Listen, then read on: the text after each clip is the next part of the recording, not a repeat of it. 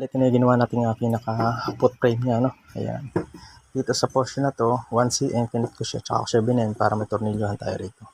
Para hindi na tayo magtornilyo sa part na to, para hindi na pumangat yung front. Sa likod lang tayo mag-tornilyo. Yan, dito sa part na to. Papatong na lang natin siya dyan pag ganito.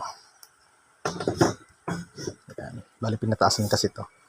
Bababa yung dati para may kapihan. Yan. Yan ang tsura niyan. Pagkatapos, yan, welding na natin. Mamasilihan na natin tsaka pipinturahan. Yan. Simple lang siya. Bale, ito na yung kanyang outcome. Yan, napinturahan na rin natin siya. Rubber coating na lang ilalagay ko dito. Yan, yung kanyang nag-itsura. Yan, may end cap na rin siya. Itsura niya. Pwede natin itong gamitin sa ating coffee table. Okay.